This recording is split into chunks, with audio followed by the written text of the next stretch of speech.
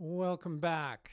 So today I want to answer the question, when and how should we run faster in our endurance training?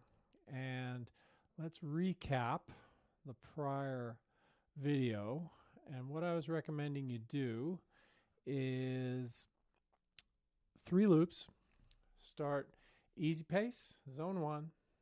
Should take you about 20 minutes. Speed up a little, zone 2. Speed up again, zone 3. And we recap that in the video.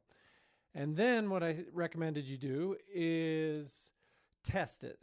Test your stamina and test your ability to lock in that zone 1 pace with a longer session, a run, a bike, and then a run.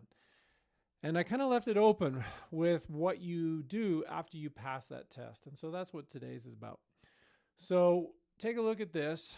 If you're familiar with lactate, you'll see that my baseline actually runs into that zone 2 feeling.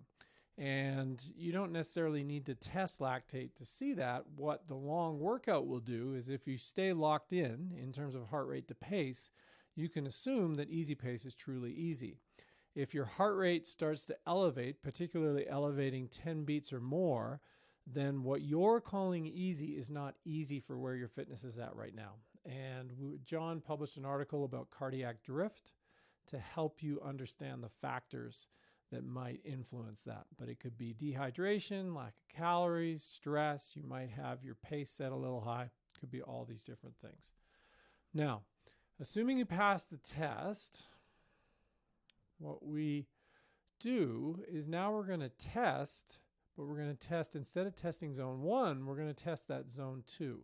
And what I recommend you do is what I call steady blocks, and that is blocks of steady training. And we'll pull this up. These are 1-hour runs. The one on the left here was done in the afternoon of a Sunday. And then the one on the right was done on the morning of a Monday.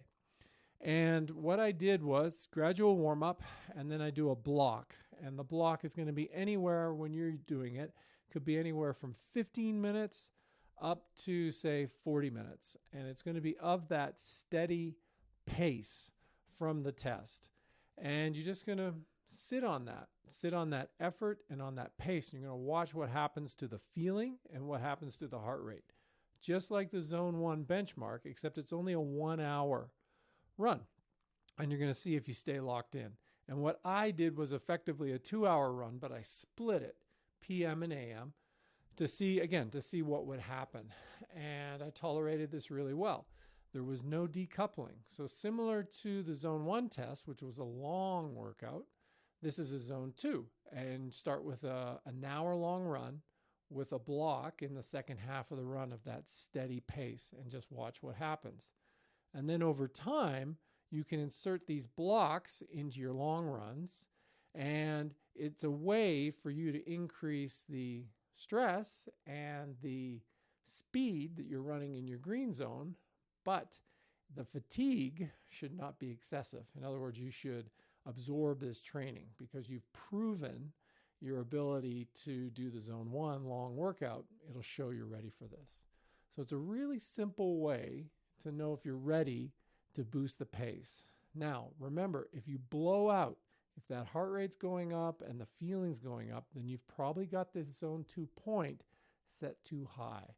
And what that means is you'll need to either do shorter blocks of this work, but what I would recommend you do is actually dial that zone 2 target down, because one of the things I find with most of the athletes that I work with initially is that they have their zones set too high. And what I've been giving you is different workouts and different ways to prove it to yourself if the zones are set accurately or if they are set a little bit too high. So I hope this helps you get more out of your run training. Thanks for listening.